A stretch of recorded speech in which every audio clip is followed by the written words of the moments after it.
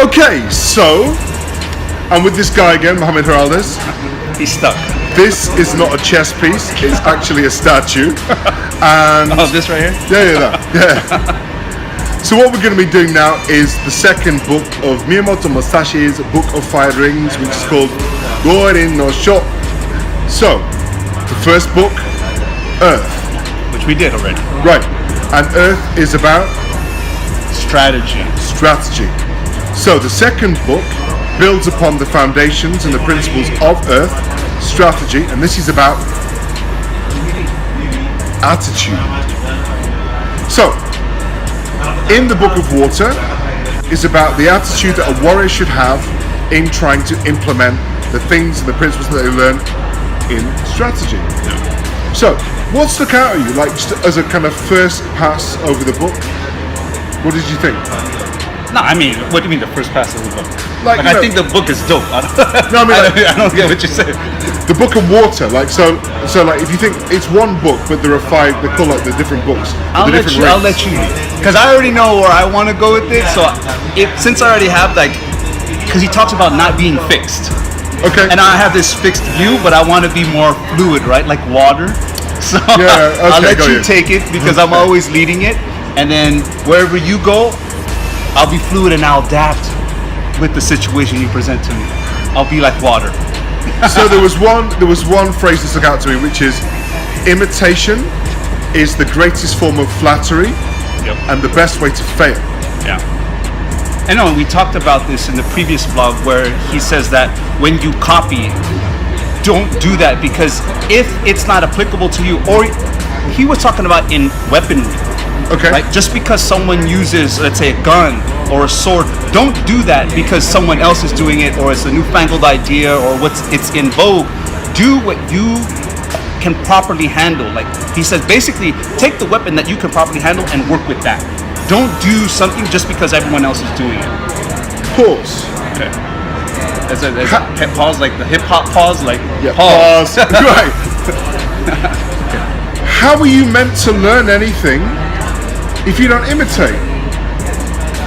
You have to start somewhere. No, but that's what I'm saying. You have to start somewhere. Right. This is a guru, man. Right. This guy is like giving you super advanced game. People who are reading his book, they have pretty much basic understanding of strategy. And if you're reading his book is all about strategy. Like it really comes down to just the way is pretty much a strategic way of looking at life, looking at your life as a swordsman, as a carpenter, as a musician. That's why. I mean, you have to have a basic level. Okay. So my reading or my interpretation is you should distinguish between different types of imitation. Yeah. Right? Okay. If imitation is about footwork or how to hold a weapon or kind of the building blocks of technique, that's fine. You've got to imitate because you're following a well-trodden path. If you're talking about imitating a way, which is that somebody has a certain mindset or style or background, that's not the same thing. So let's take it back to business. Okay. Richard Branson. Sure. Richard Branson. I read his bio. Losing my virginity. Great. I love. He's such a. Was that because you thought it was a way that would help you? No, I already know his brand, dude. Take your mind out the gutter and let's move forward with this vlog. So, the things that I like about Richard Branson were like, if we go back to the 70s, he hired the Sex Pistols. Yeah, he's so sick. They had one album. What's that funny song, the Tubular? Like that's what put him on. Tubular Bells. That's what put him on. The song with no vocals that was on The Exorcist that I think people didn't really want to sign, but he set up a record label, put it on, they made a lot of money. Yeah. Sex Pistols had one album. Yep. And iconic, right? Johnny Rotten, Sid Vicious. Sid Vicious. And Sid Vicious, you told me, I didn't know this. Sid Vicious can't play the bass. Didn't know how to play. But every time you see pictures of Sex Pistols, it's always Sid Vicious. Like he is the face of the band. Well, and the guy can't even play. Because they got him because he had attitude. That's the importance. And he's considered the attitude of punk music. Yeah. But also the marketability, man. Yeah. He was so marketable. He still couldn't play that. I think they put stickers on the frets so he knew where to play. And apparently, That's so crazy. of all the Sex Pistols songs, I think there was one song that he attempted to play bass on, and then they overdubbed him. And Okay. he died at 21. Anyway, so Richard Branson, 21, yeah. Sex Pistols, Virgin Records, Tubular Bells, Trains, Planes, Lingerie, Soft Drinks, right? Yeah, cell Now, phones. I mean, you've everything. read the book. I haven't read the book. You know, hot air balloons. Everything. People that followed that way or tried to imitate Richard Branson, I think would spectacularly fail, right? He's one of a kind. Like, he Right. created his own lane. He sailed around the world in a hot air balloon. Right. He started an airline, like, which is probably in I don't know, and this might be going out on a limb, but in terms of just human existence, that may be one of the top inventions of all time. To get human beings from one place to another, like within hours, of just thousands of miles apart. That and going into the space, right? Right. Because that, and if you see the amount of successful flights there are every day, it's completely insane how many successful flights there are every day with what is going on. Just in terms of the physics, the engineering that's taking place every single day in the world, and there are like no crashes. That's just crazy. Anyway, we're like Musashi, I'm smiling because I'm sorry, dude. there's a couple of reasons. Number one, because we're sat on opposite sides, and I keep thinking that the camera lens is there, but it's there, right? So if I look cross-eyed, that's why. The other reason is, did you see the look of this guy's face? He's like seriously getting excited about talking about business, entrepreneurship, making money. Like, you get like excited by this stuff, right? Excited about what? Like business people making money and like trailblazing. No, I mean, I was actually getting excited about the fact of just the feats of human engineering. Okay. Like, I was actually getting excited, like, think about that. Like, statistically speaking, Yeah. that's insane. How many Okay. flights successfully take off and land when you know what's actually involved. Yeah. Anyway, I'm taking away from your Okay, point. so for me, the way is this thing which is you said not to imitate Branson. If you did, you building blocks, foundation, technique, principles, imitate, right? Yeah. But if it's like this longer vision of, because most people don't want to be concerned with the boring bits and pieces, right? Yeah. They see a visionary, they see someone who's successful, like, I want to be like him. Yeah. And they forget the backstory. But if they follow the backstory and then imitate, then it's not going to lead you to the same destination. And that's the thing. People like to imitate the conclusion.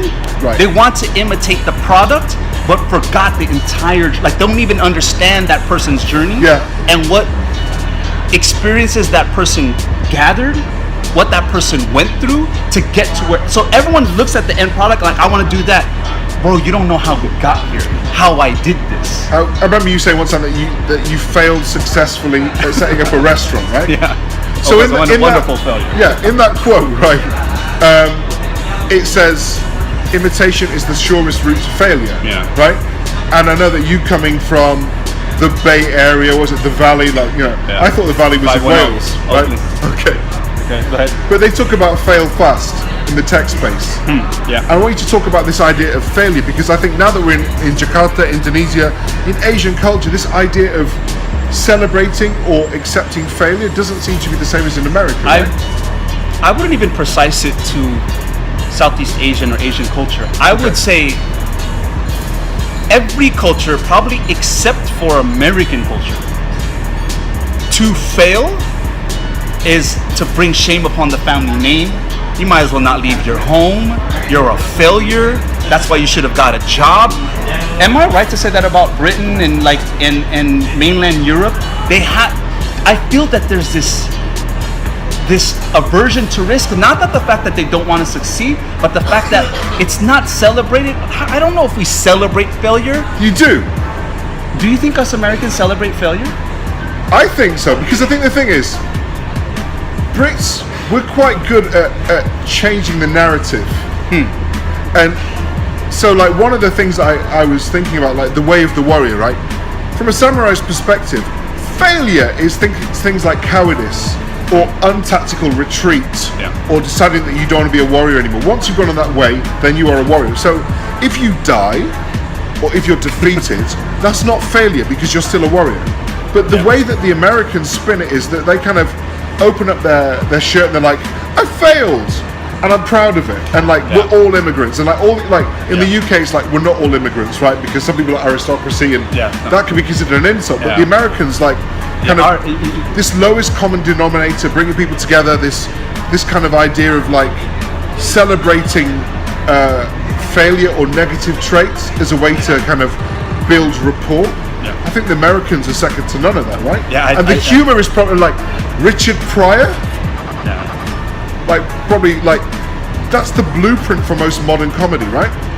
He's celebrating a depressing, hurtful, like, even when he was talking on stage about, like, setting himself alight. I mean, come on. He was freebasing, right? Right. So in America, that's the only place that I think of that they could turn that to their advantage and then be celebrated. Whereas, I guess this idea, like, in other parts of the world, the UK, maybe we put things under the carpet. Oh, we didn't lose or we didn't fail. Actually, this was a, and then you like to spin it. Yeah, this spin. And I think and spin and then, we were talking about. I also feel that in a lot of areas and regions in the world, people don't even want to take that because of the failure and the shame that's brought upon your own name, the family, and you're scared of your friends and family looking at you, going, you didn't amount to anything. So there's an interesting thing that managing fear is an important component, right? Yeah. So as a warrior or as a business person or like, just a professional, right? Yeah. Managing this fear thing is really important. Yeah. And if we were to take two extremes, sweeping things under the carpet, changing the narrative, spin, wrong. Celebrating failure or negative traits or trying to also spin them as a positive thing, I think is also wrong. There is a middle path. But the thing about failing fast, right, and these business views, right, that people take, some will then say, don't quit. You're too close. You're so close, so don't quit. So what I want to say in regard to all these fail fast and all these different, there's always an opposing view. The key thing that you want to think about when you hear these wonderful tweetable expressions is that it's all about context. It's all about situation. Because when you fail fast, it's not necessarily failing fast. So for example, if we produce microphones and we realize that the microphones that we're making, which is for outdoors events, is not working in our, let's say in our region, it's not that, we failed. It's just, we realize that people care for lenses because of our weather more than they do care about micro. So it's failing fast in a sense that we're not going to do microphones, let's go to lenses. Right. It's not like I quit completely. So that's why I'm saying it depends on the situation. It also depends on your personality, right? Because if you're a person that's not going to give up, like when you hear fail fast, it's like, that doesn't sit well with me. I'm going to keep going. At the end of the day, for me, it's all about being happy.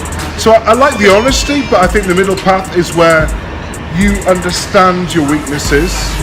No, you have to. You're able to move forward. You've got the attitude that can carry those weaknesses, right? It's like in the previous vlog when we were talking about playing injured, right? Yeah. It doesn't affect your game, but you're not talking things up, so there's some sort of bravado, right? So for me, it's not about failure. The way of a warrior, once you decide that this is your path, your career, your business, whatever it is this idea of pivoting. So if you have a product that's not working, it's not that you failed, it's that you could move into another sector. You did food, it could be drinks. Drinks could become hospitality, or seemingly unconnected, you've got a database, we mentioned Amazon, going to another industry sector, right? So it's this idea of understanding the terrain, having the attitude that you, and Musashi says, you stick to your opponent like glue.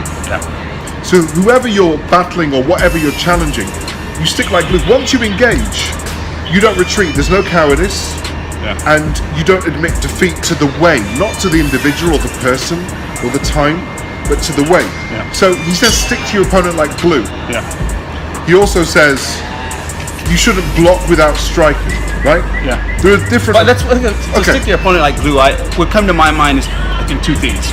Number one, in combat, for example, when you're in close quarters, the person doesn't have the full motion to strike you with their strongest punch when you get in close.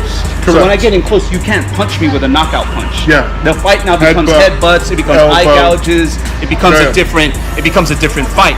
And then also when you talk about sticking to your opponent like glue, keep your friends close and your enemies closer. Right? When you know them intimately. And in another book that I'm vlogging on, you guys, well, in the 48 Laws of Power, you have spies. You have people who know the information of what is going on. But this is a whole other angle. Do you have frenemies? Oh no, you said you don't. He's not frenemies. Was it enemigos? Enemigos. I think I think that's what everyone has, right? I think everyone has it. I don't try to practice that, but there are some people that live by that. I know people who tell me like, "Oh, he's a friend of me," and I'm like, "Dang, how do you live like that?" Like I could never live like that, but it's like, "Oh, I got it." So I'm with very, very driven people. I take the company of people who want to accomplish a lot in life, and they will do anything necessary. And it's really interesting to watch as an observation, but also understanding their tactics and their strategy. But anyway, do you think if we take extremes of being extreme Asian culture or extreme American culture, either culture is better at handling those frenemy scenarios? Okay, so from my understanding of just spending a lot of time here in Southeast Asia, in Asia, what's really interesting is you've got to know that they do business the Go style, not chess style, the art of war style. Everything, for example, everything other than an explicit yes is a no. Sales cycles are extremely long, right? Because people need to be talked to, and there's a boss behind another boss who's behind another boss. So, in regards to, what was your point again? Because your waving threw me off. What did you say? It would be rude, right? We're outside at a conference, and there's a guy looking at me, and if I didn't say hello, it'd be like I'm stumbling on him.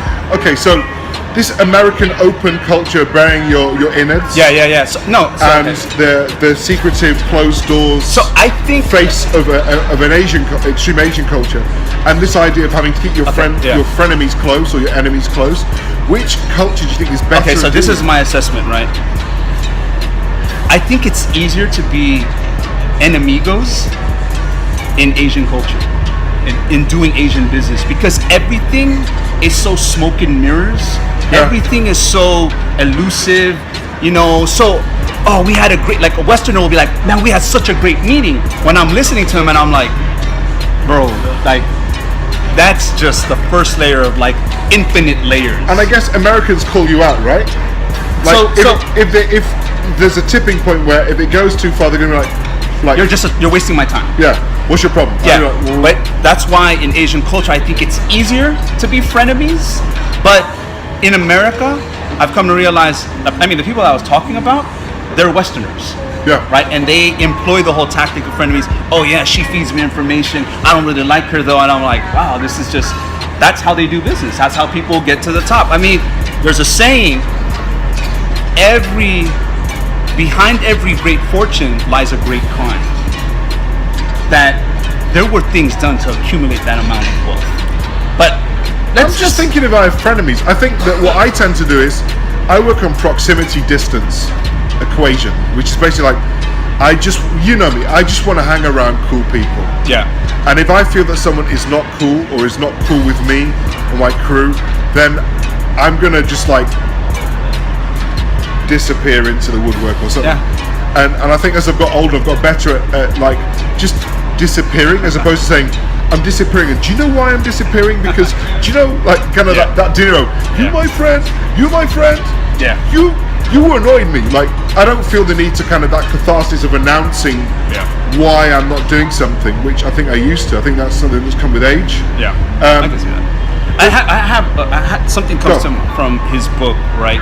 Is where he says about, because the thing about Musashi is that it's all about flexibility, being able to adapt, right? And he talks about to have, in terms of view, in terms of strategy, everything, you must have things that are in the distance, you must be able to view closely. Okay. And everything, and you must be able to have a distance view of things that are close. Yeah. Does that make sense? Yeah, I think similarly in Hagakure, which is another Japanese kind of samurai code, Bushido code, they say take small matters seriously and big matters lightly. Interesting. Which is kind of the same thing, which seems like a paradox, right? Because you're like, surely the big things I should take very seriously. But all of this is about balance, essentially, right? So if something is the big picture, take it really seriously, otherwise you're going to miss the end destination, right? But even the small things. Like I said, everything to me is love and money. Yeah. And I take things a lot back to money and dating, right? Okay. When you're dating with someone,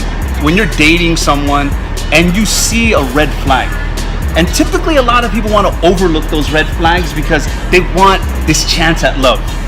But when things hit the fan and the relationship is going down the drain and this person is now speaking to me, wanting my advice, typically my questions are about, did you see the signs already? And all of that, every single time I've helped someone in a relationship that had an issue, the signs were already there. So this is, hold on. So this is my whole thing about having a distance view of things that are close. Yeah. So these are very like, she on our first date, she sort of got mad when I liked this one Instagram picture of this girl, but the girl's like my friend. But she really pushed me on our first date, like, oh, do you like her? Why do you? And I didn't take it for anything. So we're talking about relationships. No, because everything is love and money. Like, okay. I've come to see, we could talk about money if you want to talk about money. I just wanted to. I want to pull in, so one thing that they probably don't know about you is, right, you're quite old school in the sense that you always reply to my emails and texts. Okay. And you do so in a timely fashion. Yeah. So like, like a lot of old school cats, like if you send an email that's like, thanks very much, you're the sort of guy that will say, you're welcome, right? Yeah. You always reply and in a timely fashion. And you are the sort of guy that if someone doesn't reply to you or in a timely fashion, you see that as a sign. Because I remember you saying no, absolutely. Remember you saying like, I look at the small things. Like from a business context, you're like, if I have to chase you for a response on this little matter, I don't want to have to kick your door down and chase you for that invoice that I sent you. No. Because I've got a feeling that you were... It's inevitable that I will be chasing you. Therefore, I won't do business with you. Right. That's how it is. If I'm already just dealing with you and your response time to every email or message that I send is 7 days, 2 weeks, it goes all back to love and money with me. If you like a girl, after your date, you're texting her, I had a fantastic time, I can't wait to take you out again, right? That's just how it is. It all comes down to love and money. So if Sue sends someone a message and they reply 8 days later, that shows you their priorities. They show it. And then also, I like to also judge people. They say a good way to judge a person is by how they treat people who have no power. So people who are lowly, and a waiter, someone that's in the service industry, someone that's like, here, take my towel. If you're someone that has no status, if you're a youngster trying to get an internship and this boss is treating you like because you're a nobody, I know that when this person, this employer treats that intern as someone important and replies to this intern in a timely, I said, this is a good person. Because even to an intern that's really not doing anything for the organization, he's very timely, he sees the value, and he's just being humane. At least from a Western context, I take that as a sign like I want to do business because that's how I am. So I'm, like I said, I'm all about happy money. That's a whole other vlog. But I look at, you have to have a distance view of things that are close. So if we go back to like the whole idea of swordsmanship, right? And I'm obviously going to bring it back because I do fencing. And Musashi is Musashi. This is his book that we're like murdering. He's murdered people. We're murdering his book. But murder's chicken. When you see a strike or the intention to strike, you strike back. Musashi says either like you meet a strike with a strike or a parry in a strike. Yeah. You don't block. That's negative. And like he says you don't block to block. So in fencing, like the thing that we like if you're doing Japanese fence like kendo. Up to black belt and even beyond black belt, we don't teach blocks. You meet an attack with an attack. So it's pure offense. Yeah. So hold on. Because we want to build a warrior spirit, right? The best way is, so if you come back to this idea of response, if you see an attack and then you respond with an attack, eventually you get faster and faster and faster. Yeah. So the timing is important. So then, this is this reciprocity thing, right? No. You proportionately responds to someone in a timely fashion to the same weight and strength. So if you look at business is about proportionality.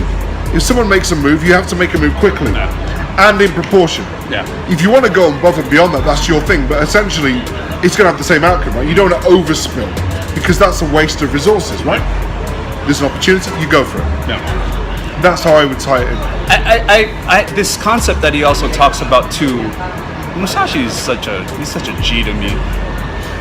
And it reminds me actually of Floyd Mayweather because of what he did with his life to become 50-0. This is probably one of the only people in life that hasn't taken an L in his sport or in his career. If you're not American, taking an L means like A loss. losing, not like some kind of drug or anything. Like, you know, I'm taking an L. Let's get a bag of L's. Yeah. No, so he talks about the idea of, you know, when your combat stance should be your everyday stance. Mayweather, you told me that. Sorry. I'm like, go ahead. No block, no strike, no parry. You told me Surprised. that he stayed fighting weight Absolutely. for 20 years, his entire career. That's what they say, right? When you stay ready, you ain't got to get ready. And Musashi had the same principle. So he says that your combat stance must be your everyday stance, and your everyday stance must be your combat stance. It's like Mayweather. Mayweather walked around at fighting weight. He didn't have to cut weight. He didn't have to go into some special, you know, nutrition or training to make weight to a particular. He walked around at fighting weight. He didn't drink. He didn't smoke. Everything to him, it's like Musashi. Like boxing was his way. Yeah. Everything revolved around. He said that he would go to a club, get home at 3 o'clock. When he gets home, he would force his team to go running with him.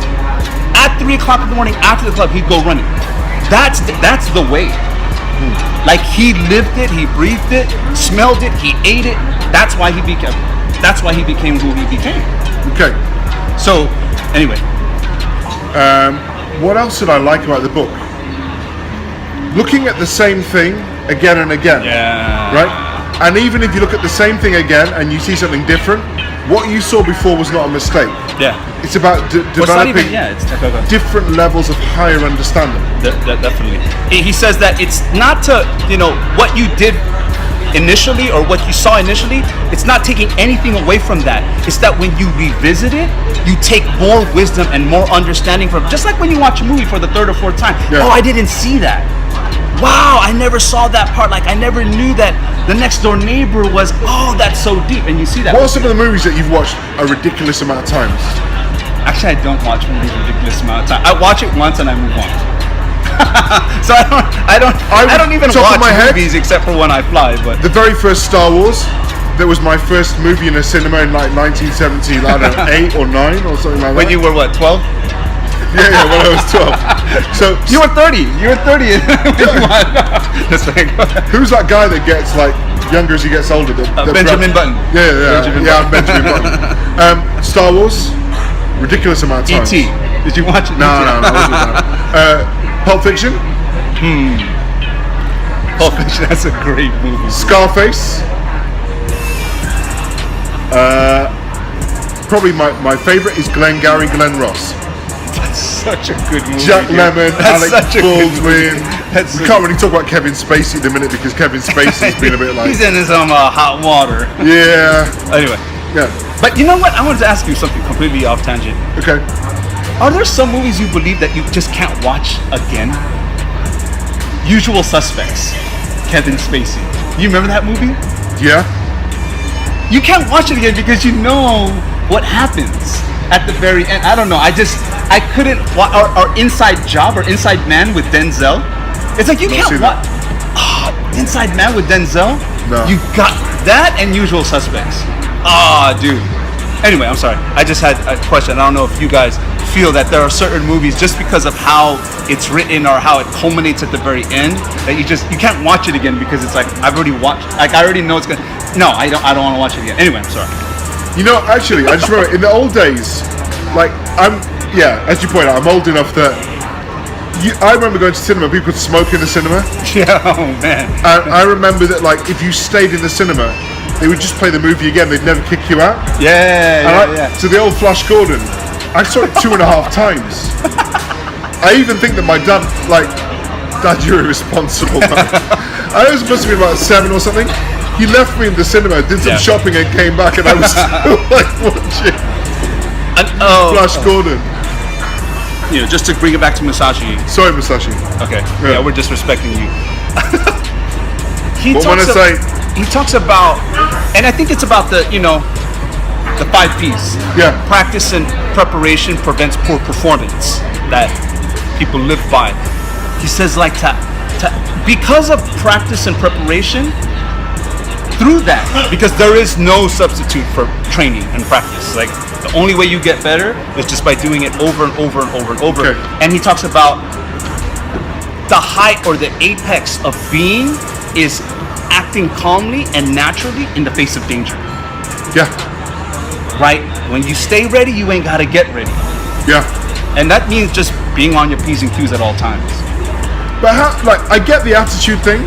Yeah. And I get the being ready at all times. Yeah. But how do you manage the stress? Like, like if someone was to say like they're always ready, they're always on ice. Yeah. No, it is. I know people who stay ready. Right. I know people who live that. So I guess. And no. To answer your question, it is stressful because I see them and they're always on attention. They're always on alert. Right. And it's praiseworthy. And it's commendable, and it's like, wow, you're a man to me. But I can imagine that it takes its toll. But it's funny because one of the sensei in my dojo. But that's the way.'s an ex-fire chief. Okay. Right? And he's like really chilled. Interesting. Okay. Because if you like work in a fire station, like he's like sometimes there could be a whole month when nothing happens. Nothing happens, yeah. And then there's like one night where like you always get up, like you could be cooking, whatever. Yeah. And what I learned from him about being a fireman was that they didn't have specific roles. It was whoever was closest to the fire or close to the pump picked up the hose and put out the fire. Yeah. So that's the broad way, right? When you know the way broadly. Yeah. So the whole firefighting thing is like whoever's nearest to the problem fix it. And I took that. I wrote a chapter in a textbook about hospitality and tourism management and stuff.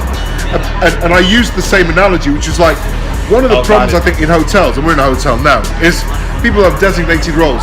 I'm a chef. I'm front desk. Yeah. But if you're a customer, you just have a problem that needs to be solved. So whoever is nearest to the problem should be empowered to solve that problem, should have the mindset that they can and will solve that problem. So for him, I think that there's this kind of tipping point where stress, okay, right, that's the way. Yeah. And after that, it's like, I'm comfortable because you become the way, right? Yeah. You become a professional where it's like, I can do an all-nighter. Like, it's not like, I'm really stressed because I've got another exam, or I've got like a big lecture or a big talk, or I've got to mark 200 scripts. Like, yep, I got 200 scripts to mark tomorrow, and I'll have 200 in a couple of months. Or I'm talking to 500 people this month, next month 5,000. But you develop that muscle memory that then takes you over to a stage when it's just your way. Maybe muscle memory. I actually want to qualify my statement in terms of stressful. When I was thinking about these people that came to my mind, it was definitely stressful for the family and the people around them. But I believe, now that I think about it, these people actually took on the way like Musashi, that it was just a way of life. It was natural. So hold on. So this guy's just like cutting me off today. So didn't have enough sleep. So to an outsider, it may look stressful, but to that person, it's the way. They're calm, they're natural. In times of danger, I already know what to do. It's muscle memory, but to friends and family, to people around, to those who are not empowered, those who are, that's all I do, and they don't know anything else, it is stressful. But when you live the way, there's no other way, right? Anyway. He's like making a sentence like, and then, in so much as, all I was going to say is that the wife of a samurai also had to train in the art. Interesting. She had to prepare for the fact that if someone came to her house, or if she lost her husband, she had to prepare for his death. So she had a weapon that was the naginata. Naginata is like a long, what do you call it? Machete? No. Staff. Okay. A long staff with a curved kind of machete on the end. Huh. Okay. And so from a woman's perspective, to kind of keep the proximity, they wouldn't generally want to do close quarters fighting. Then this naginata would be used and could like cut people's legs off and stuff like that. Yeah. So I wanted to Does say. that look like the Grim Reaper? Does that look like the Grim Reaper? That's a scythe. Okay. Yeah, but yeah, we can find a picture of naginata. Any other points you want to bring up, or do we just wrap it up here? I think I'm good, right? That was an announcement. Okay, so you know what? We're done. timing. Earth, water. The next book is fire. Okay. And this is about the warrior spirit, right? So he read this book. I have to like read everything that he read. Go ahead. I'm sorry. Go ahead.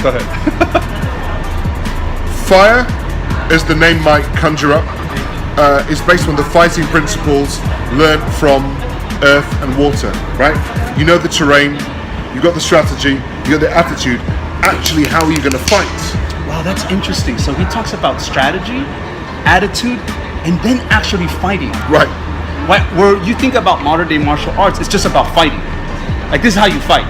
Where I never thought of that. That's really deep. Oh, I haven't read it, but yeah. Interesting. Strategy, attitude, and now he's gonna get into fighting. That's cool, man. I look forward to that.